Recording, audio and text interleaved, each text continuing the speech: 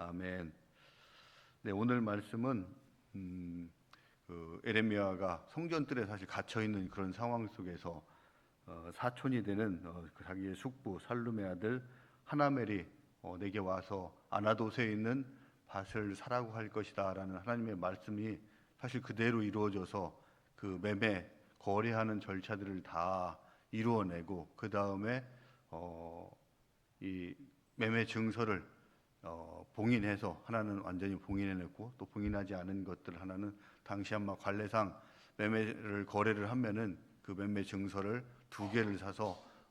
두 개 이상을 써서 하나 원본은 그대로 봉인해서 아마 토기 그릇 안에다 딱 정확하게 이 보존을 해놓고 나머지 하나는 다른 사람들에게 그 매매한 거래를 이렇게 증표로서 보여주는 그런 과정들 또 관례들이 있었는데 아마 그것에 따라서 자기가 가장 신뢰하는 그 바룩에게 그것을 보여주고 나서 에레미야가 하나님 앞에 기도하는 그 에레미야의 기도가 되겠습니다. 그래서 이 에레미야의 기도를 통해서 우리에게 주는 교훈들을 오늘 말씀 속에서 한번 나눠봤으면 좋겠습니다. 그래서 에레미야의 기도는 지금 아마 본인 입장에서는 이미 넘어간 그 땅, 적국에게 넘어가 있는 그 땅을 내가 성전 뜰에 갇혀 있는 오늘날로 말하면 감옥 속에 들어가 있는 그런 상황 속에서 은 17세겔을 주고 그 밭을 사야 되는 이해할 수 없는 그런 상황 속에서 또 그런 것들이 하나님의 말씀을 통해서 에레미야에게 주어졌을 때 에레미야가 어떻게 하고 또 하나님 앞에 나가서 어떤 기도를 하는가 이것을 통해서 우리가 삶 가운데에서 우리도 이런 힘들고 어려운 상황들이 닥쳐왔을 때 또 우리는 어떻게 그 상황을 받아들이고 이해하고 또 하나님 앞에 나가서 기도해야 되는가 하는 또 좋은 교훈들을 주시는 것 같아서 함께 이렇게 알아보도록 하겠습니다. 첫 번째 에레미야는 16절에 있는 것들처럼 매매 증서를 네리야의 아들 바룩에게 넘겨준 뒤에 여호와께 기도하여 이르되 이렇게 이야기를 하고 있습니다. 그러니까 우리가 이해할 수 없는 그런 상황을 닥쳐오고 또 하나님께서 우리가 해야 될 그 사명으로서 또한 해야 될 일로서 우리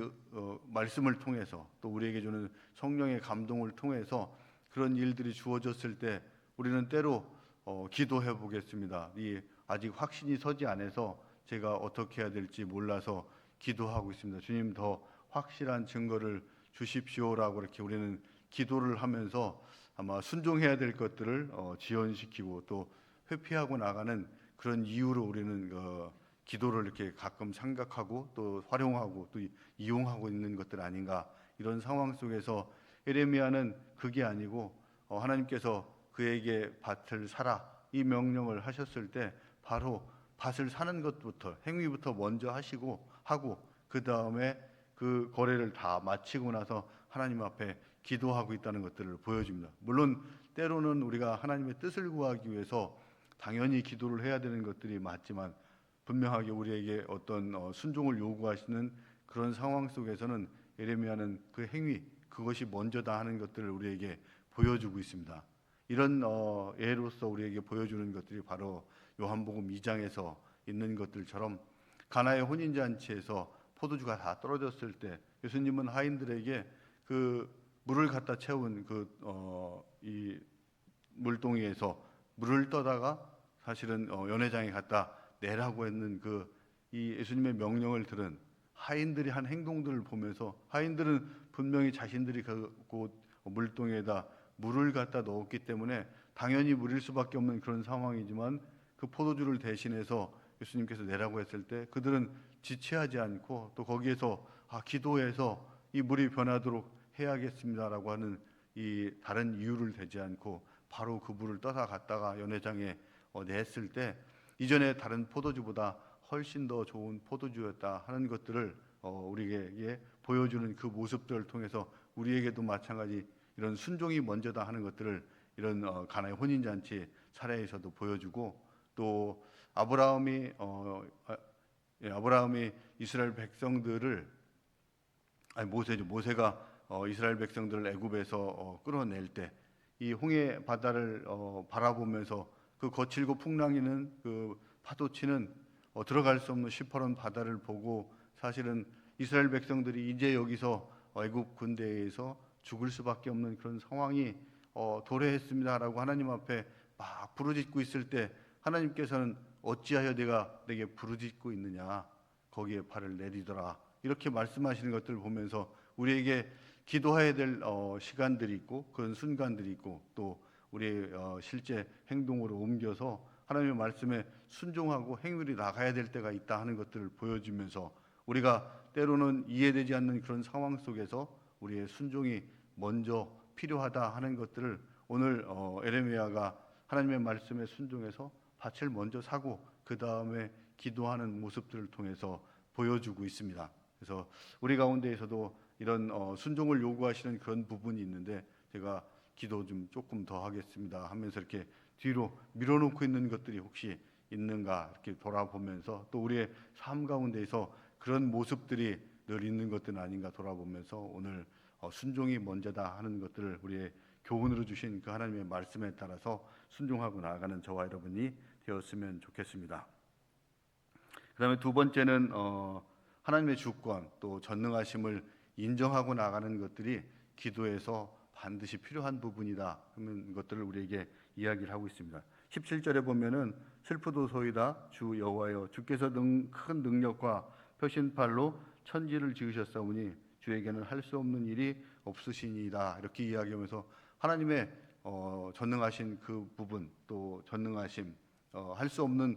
것들이 한 가지도 없다 하는 것들을 분명하게 선포하고 나가는 것들이고 18절부터 사실 24절까지 모든 내용들이 하나님의 전능하심을 선포하는 그런 내용들이 되겠습니다. 그래서 하나님께서는 은혜를 베푸시는 분이고 또 크고 능력 있으신 하나님이고 그 이름은 만군의 여호와다, 이렇게 선포를 하고 있고 또 그 고백을 기도하면서 하나님 앞에 분명하게 하고 있는 에레미야의 모습들을 볼 수 있습니다. 또 주는 책략이 크시고 또 하시는 일이 능하시고 인류의 모든 길을 주목하시며 그의 길과 그의 행위는 열매대로 보응하시는 그런 분이다 하는 고백들도 하고 있고 그 다음에 20절부터 쭉 23절까지는 애굽에서 이스라엘 백성들에게 출애굽을 시키기 위해서 애굽 땅에서 보여주신 표적과 기사들이 있고 또 홍해바다를 건너는 그런 모습들 또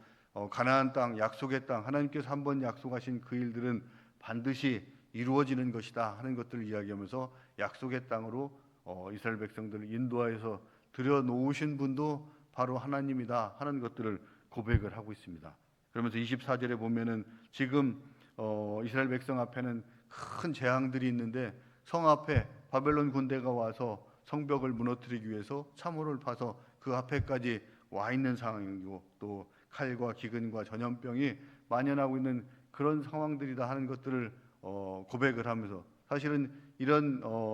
재난과 재앙들 또 이 환란들이 온 이유들이 바로 23절에 있는 것들처럼 우리들이 주님의 목소리를 듣지 않았기 때문에 그런 상황이 왔다 하는 고백을 하면서 우리가 하나님의 말씀대로 순종하지 않고 나갔을 때 우리에게 징계와 심판도 주시는 그 하나님이다 하는 것들을 분명하게 고백하면서 하나님이 어떤 분이다 하는 것들을 하나님 앞에 고백하고 나아가는 것들이 분명한 기도 속에 포함되어 있다는 것들을 보여주고 있습니다. 그래서 우리가 어떤 기도를 할 때 우리의 문제보다 더 크신 하나님이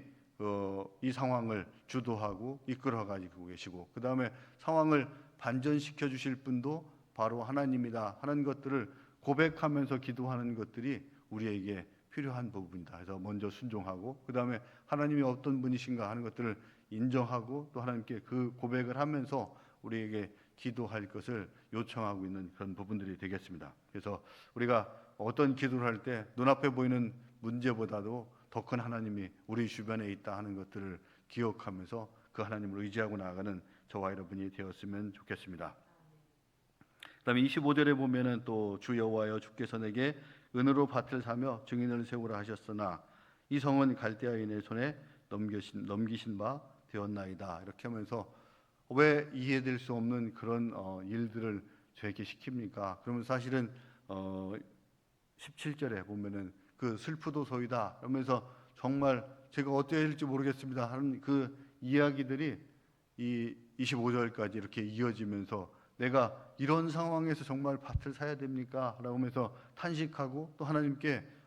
자신의 그 모든 마음들을 다 내려놓고 또 하나님 앞에 정말로 나의 그 솔직한 마음을 드리는 그런 것들도 필요하다 하는 것들을 우리에게 보여주고 있고, 우리는 때로는 주변의 눈치 뭐 이런 것들을 보면서 내가 이 상황 속에서 정말 이런 기도하는 것들이 내 신앙의 수준과 직분에 맞는가 생각하면서 그거를 억지로 참고 인내하며 나가는 그런 경우들도 있지만, 하나님은 그런 탄식의 소리도 들으시는 분이다 하는 것들을 우리에게 보여주고, 또 그런 기도를 우리가 하기를 원하시며 우리와 친밀한 교제를 나누길 원하시는 그 하나님이다 하는 것들을 기억하고 나아갔으면 좋겠습니다. 사실 다윗도 하나님 앞에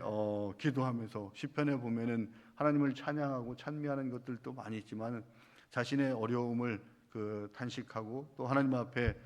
힘들다는 그 고백 속에서 하나님과 더 가까워지는 그런 모습들을 보면서 우리가 힘들고 어려울 때 그 문제들을 진솔하게 하나님 앞에 드리고 나아가는 것들이 우리에게 필요하고, 그때 하나님께서는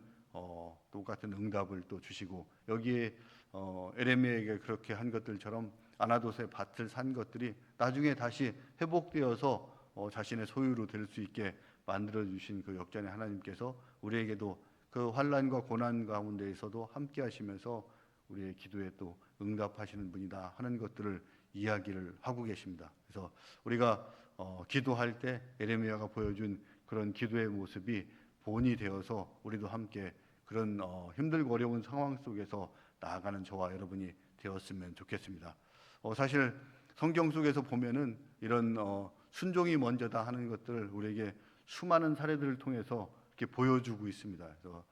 베드로도 마찬가지 밤새도록 그물을 던져서 또 고기를 잡았지만은 실제 자기의 상식과 이해가 되지 않는 예수님의 말씀에 따라서 더 깊은 데로 가서 그물을 던지라 하는 말씀에 순종하고 나아갔을 때 더 큰 이 고기들을, 더 많은 고기들을 그물이 찢어질 정도로 이렇게 잡아 올리는 그런 모습들을 우리에게 분명하게 보여주었고, 아브라함도 마찬가지 100세가 되어서 얻은 그 아들 이삭을 하나님께서는 그 모리아산에 가서